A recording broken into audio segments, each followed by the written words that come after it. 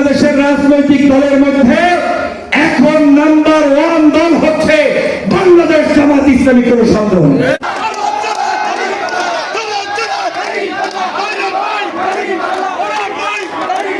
বাংলাদেশের সমগ্র আসনগুলোতে দাঁড়িপাল্লার জয় জয়কার হবে। 11 দলীয় জোটের যেখানে যে মার্কা থাকবে সেই মার্কার জয় জয়কার থাকবে।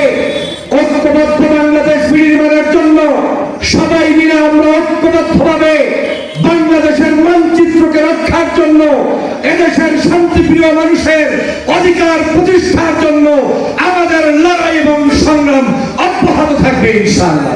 আল্লাহ পাক আপনাদের জন্য ক্ষমতায় যাওয়ার জন্য 90% রাস্তা তৈরি করে দিয়েছেন, মাত্র 10% কাজ এই জনগণের জন্য রেখে দিয়েছে।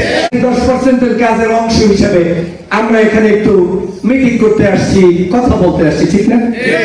আল্লাহর বারাকা দেখেন, ডাকসি কর্মী ভাইদের জনতা উপস্থিত হয়ে কথা শুনছে।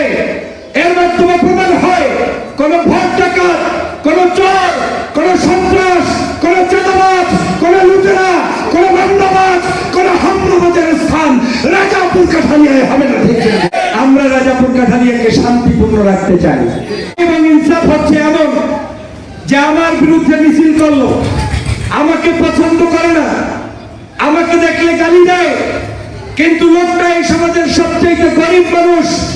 আমি এমপি হওয়ার পরে ওই মানুষটার জন্য আমি তাকে ঘৃণা না করে সরকারের বরাদ্দকৃত যে অর্থ রয়েছে, বাজেট রয়েছে, সেটা আমি আমার শত্রু গরিবের বাসায় দিয়ে আসবো। ওইটার নাম নেই ইনসাফ। আমি প্রায় বলেছি বাংলাদেশের রাজনৈতিক দলের মধ্যে এখন নাম্বার 1 দল হচ্ছে বাংলাদেশ জামাত ইসলামী, কোনো সন্দেহ নেই। আমি স্পষ্ট বলেছি, আমরা গত 5ই আগস্টের পরে বাংলাদেশে 5টা বিশ্ববিদ্যালয়ে নির্বাচন অনুষ্ঠিত হয়েছে। 5টা বিশ্ববিদ্যালয়ে 90-95% ভোট পেয়ে নির্বাচিত হয়েছে যেই দল, সেই দল এখন বাংলাদেশের 1 নম্বর দল। 16 বছর আগে ক্ষমতায় আল্লাহ, 16 বছর আগে তোমরা যারা রাজনীতি করেছ, 20 বছর আগে তোমরা যারা প্রধানমন্ত্রী প্রেসিডেন্ট ছিল, তোমরা বলো আমরা ওই সময় নির্বাচিত হয়েছি, সেই জন্য আমরা বলবো। যারা 16 বছর আগে নির্বাচন করিয়া জয়যুক্ত হইয়া প্রায় এখনো আমরা বাংলাদেশের 1 নম্বর দল, আর আমরা স্বাধীন বাংলাদেশে 5ই আগস্টের পরে 5টা বিশ্ববিদ্যালয়ে জয়যুক্ত হওয়ার পরে দ্বিতীয় দল বলার আর কোনো সুযোগ নাই। এখন চেয়ার পেলে ওই জামাত ইসলামের বড় চেয়ারটা দিয়ে দেবা, খাইয়া কর তোমরা বসবা। ঠিক কিনা বলে? জামাত ইসলামের চেয়ার যদি তুমি সরাতে চাও তাহলে চ্যালেঞ্জ দিয়ে বলে গেলাম, আরো 5টা বিশ্ববিদ্যালয়ে তোমরা জয়যুক্ত হবা, তারপর বলবা সমান সমান হয়েছি। জুলাইয়ের যারা আন্দোলন করেছে তারা কিন্তু প্রত্যেকটি টকবাদী যুবক ছিল, যারা তার মায়ের মায়া ত্যাগ করে, বাবার মায়া ত্যাগ করে, পরিবারের মায়া ত্যাগ করে একটি সুন্দর বাংলাদেশ দেখতে চেয়েছে। এই সুন্দর বাংলাদেশ নষ্ট হতে দেব না।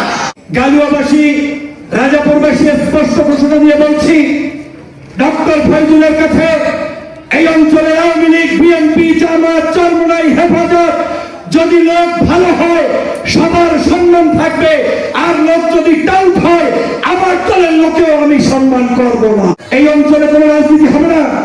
আমার অঞ্চলের প্রত্যেকটি মানুষের নিরাপত্তা নিশ্চিত করার দায়িত্বের জন্য এমপি হতে। আমি রাজনীতি করতে আসছি কৃষকের, আমি রাজনীতি করতে আসছি রিক্সাওয়ালার, আমি রাজনীতি করতে আসছি ওই কদু বিক্রেতা, সমাজের সবজি বিক্রেতা, আমি রাজনীতি করতে আসছি সমাজের খেটে খাওয়া মানুষের।